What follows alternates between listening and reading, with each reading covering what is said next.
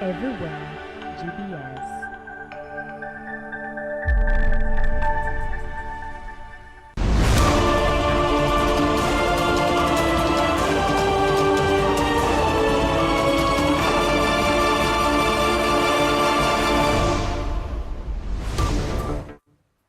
A very good afternoon. It is 1 p.m. here in Kenya's capital, Nairobi, and this is the Ambassador, where we debunk global diplomacy and geopolitics. I am your Ambassador Susan Nganga. Top first story, Cameroon's President Paul Biya has made an announcement that he will be seeking a re-election in the October election.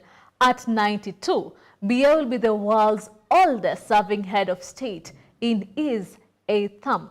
There has been much speculation in Cameroon over his health and retirement until President Biya posted on social media on Sunday that he will be on the ballot again.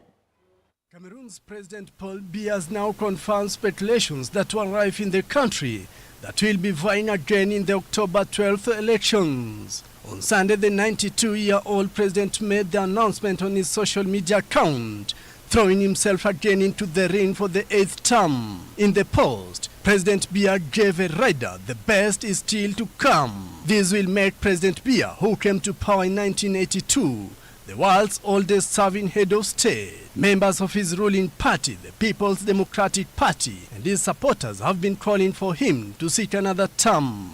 While the opposition and the civil society are saying enough is enough. They say his long rule has stifled economic progress. In 2008, President Biya scrapped the presidential term limit, paving the way for him to rule indefinitely. His health condition has been a subject of speculation too. Last year, he disappeared from the public view, delegating his state duties to his chief of staff. Interesting developments there. We move forward. Gabon's political landscape has shifted dramatically since the 2023 military coup that ended decades of Bongo family rule. At the center of the storm is the Gabonese Democratic Party, a once dominant force now grappling with deep internal division and a loss of influence. With its former leader Ali Bongo in exile and the new leadership struggling to unite the ranks, the party is fighting to redefine its place in a country moving in a new direction. And with the rise of a powerful new political rival backed by the transitional president, the GDP survival is far from guaranteed. Here's more from Elvis Muyodi. Gabon, the Gabonese Democratic Party GDP is facing its toughest challenge yet.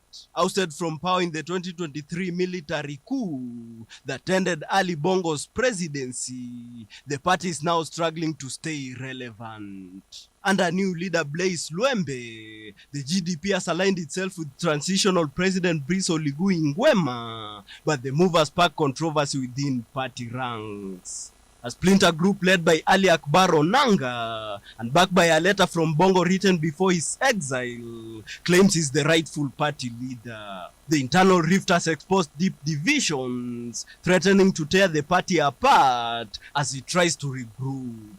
At the same time, President Nguema has launched his own party, the Democratic Union of Builders, positioning it for dominance ahead of the general elections in September. As new political forces rise, the once powerful GDP is fighting for its very survival. Elvin Muyodi, GBS News. A decade after the world united behind the 2030 Agenda for Sustainable Development, the United Nations is sounding the alarm.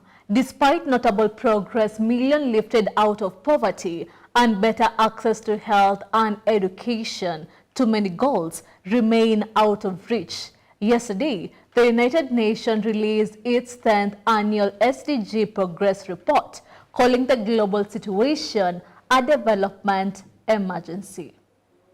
In New York, U.S. Secretary General Antonio Guterres delivered a stark warning. Only 35% of Sustainable Development Goals targets are on track. Nearly half are progressing too slowly, and 18% have gone backward. We are not where we need to be. Only 35% of SDG targets are on track or making moderate progress. Nearly half are moving too slowly, and 18% are going in reverse. The report highlights major wins, declines in extreme poverty and child mortality, expanded access to education and energy, and more connected communities. But it also points to deep-rooted barriers, global inequality, climate inaction, and fragile data systems. We are in a global development emergency, an emergency measured in the over 800 million people still living in extreme poverty, in intensifying climate impacts, and in relentless debt service, draining the resources that countries need to invest in their people. We must also recognize the deep linkages between underdevelopment and conflicts. The UN is calling for immediate action in 6 areas: food system, clean energy, digital access, education, jobs, and climate. A key recommendation: to implement the Medline framework, a global data roadmap to support smart, targeted policy. 35% of the goals are on target, and some are extremely important. Extreme poverty has reduced. Child mortality and women's mortality have dramatically reduced. And the access of girls to education, and in general the access to education, has substantially increased. So if there were no sustainable development goals, many of these achievements would never have been reached. Let's be clear. Responding to a question about Gaza, Guterres condemned the ongoing devastation. We all condemned the horrible, terrible attacks of Hamas. But what we are witnessing in Gaza is a level of death and destruction that has no parallel in recent times. And it is something that undermines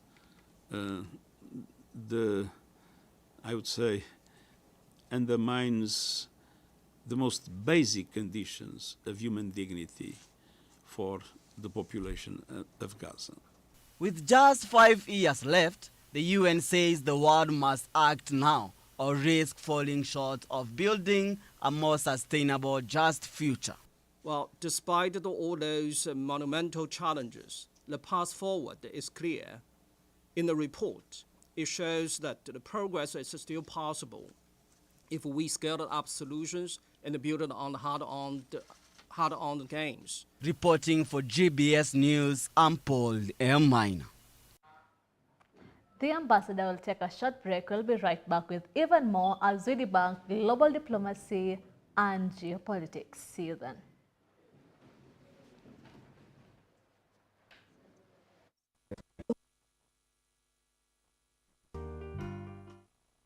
So today's topic is Rising Stars, young people who create, influence, and inspire. So on an honest note, creating is hard work, and there are people who I see their work and they are constantly pushing themselves. Okay.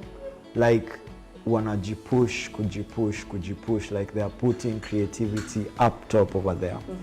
I think no one also prepares you for the fact that the better you become. The networking is also very good. You see, there are people who have passion for, videography, creating videos, editing. There are people passionate about that. If you are someone who talks and you meet people and you love people, you'll definitely meet someone who's just waiting to shoot you. But also in terms of what I put out, it goes back to what are your values? What are your values? What are your beliefs?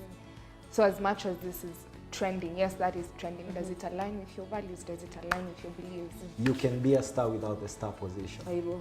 Si lazima ukue hapo mbele ya watu. Si lazima wewe ndo ukue star, ndo ukue star. Hata ukiwa hapa chini, wewe bado ni star. And as she has said, discipline is a big thing.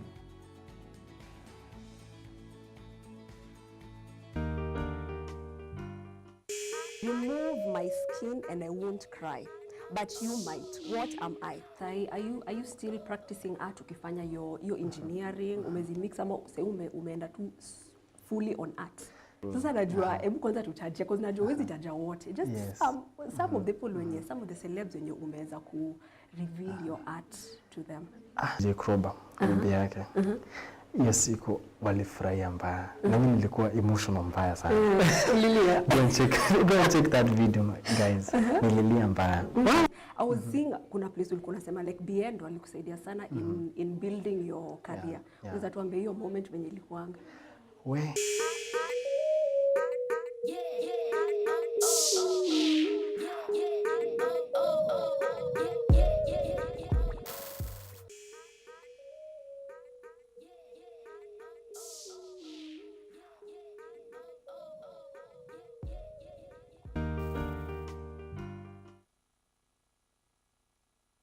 Toxic masculinity. People who have a right heart, they have main characters. Number one, they don't listen to other people. True wisdom is to know your shortcomings. Why is it that true wisdom is to know your shortcomings? The moment you realize that you have weaknesses, then your ears become open to listen to other people. One, if you want to grow, you have to associate yourself with people who are better than you. True. You know, everybody who is listening to you, they may pretend that they're listening to you. There are 5 ways of listening. Number one, there is ignore, pretend, selective, attentive, and then empathic listening. Have you ever met with a person who, before even you start giving a story, they say, iyo najua, and then they start speaking about it. It's as if you want, who was speaking? Who brought up the story? You know, when you speak a lot, you speak things that you are not supposed to speak.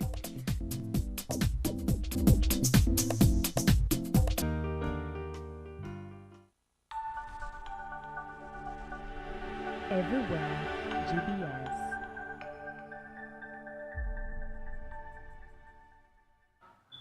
Welcome back to the Bulletin Now. U.S. President Donald Trump has said that NATO is doing much better following a meeting with NATO Secretary General Mark Rutte in Washington, D.C. On Monday. NATO is now becoming the opposite of obsolete because of other members of the alliance are paying their bills. This is according to U.S. President Donald Trump, as Davis Karani now reports. President Donald Trump, who has repeatedly criticized NATO and expressed ambivalence about its collective defense clause, appeared to soften his stance on the military alliance. Trump stated that NATO was doing much better. Mark is the head of NATO, Mark Rutte, Secretary General of NATO, highly respected by everybody that knows him, but in particular the European countries. They have great reliance on him, and he's done a fantastic job. And we had a tremendous meeting, I guess it's about a month ago, and I think Mark will tell you that it was really perhaps more important the date of November 5th. That was the election day. Maybe that was the most important because we made tremendous progress together.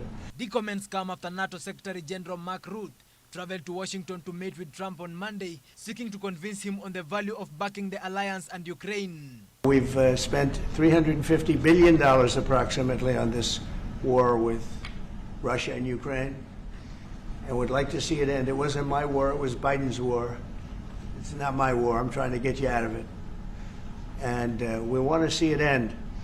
And I'm disappointed in President Putin because I thought we would have had a deal 2 months ago, but it doesn't seem to get there. So based on that, we're going to be doing secondary tariffs if we don't have a deal in 50 days. It's very simple. And they'll be at 100%. And that's the way it is. That can be more simple. During the Oval Office meeting, Trump announced that NATO alliance will finance the purchase of America's Patriot missile defense system and weapons for Ukraine in his most significant move to support Kyiv. Trying to come up with a nuclear weapon, a nuclear bomb, and we did it very successfully. And we make the best equipment, the best missiles, the best of everything. The European nations know that. And we've made a deal today, and I'm going to have Mark speak about it, but we've made a deal today where we are going to be sending them weapons and they're going to be paying for them. Rutte also met with Trump at last month's NATO summit in The Hague, where he infamously referred to the US president as the D. They're not going to be fighting each other. They've had it. They've had a big fight, like two kids in a schoolyard. You know, they fight like hell. You can't stop them. Let them fight for about 2-3 minutes, then it's easy to stop them. And then Daddy has to sometimes use strong language to You have to use strong language. Every once in a while, you have to use a... Donald Trump, who has over recent days indicated that he is losing patience with Vladimir Putin over Russia's increasing attacks on Ukraine and refusal to agree on a peace deal, again expressed his annoyance with the Russian president but didn't completely indicate a break. One of the reasons that you're here today is to hear that we are very unhappy, I am, with Russia. But we'll discuss that maybe a different day. But we're very, very unhappy with them, and we're going to be doing very severe tariffs if we don't have a deal in 50 days. Tariffs at about 100%. You'd call them secondary tariffs. You know what that means. On Monday, Trump threatened 100% tariffs on Russia if Putin doesn't end the war with Ukraine in 50 days. Davis Karani, GBS News. South Africa and Ghana are through to the quarterfinals of the Women's African Cup of Nations. Banyana crushed Mali 4-0, while Ghana beat Tanzania 4-1. Let's take a look at how both teams got the job done by our very own reporter, Klein Mungai. In match day 3 of the CAF Women's African Cup of Nations, Ghana's Black Queens secured their place in the quarterfinals with a 4-1 win over Tanzania. Princella opened the scoring early, but Tanzania equalized before halftime. Ghana took control in the second half with a penalty from Alice, followed by late goals from Evelyn and Chantel. Ghana finished second in the group and will now face Algeria, while Mali will meet tournament's host Morocco in the quarterfinals. In another match, South Africa, the defending champions of the Women's African Cup of Nations, played their best game of the tournaments by beating Mali 4-0. Banyana started strong with an early goal from Ramalepe and never looked back. Jane, Magaia, and Ronel added more goals to seal a big win. With these results, South Africa finished top of Group C and will now face Senegal in the quarterfinals. Mali also moved on to the... It's always a stellar report from our very own reporter, Klein Mungai. And that's all for today at The Ambassador. Thank you for joining us as we cover the latest developments. We'll continue to bring you updates on this and stories and more as they unfold. Remember, this is The Ambassador, where we debunk global diplomacy and geopolitics. I have been your ambassador, Susan Nganga. Have a good afternoon.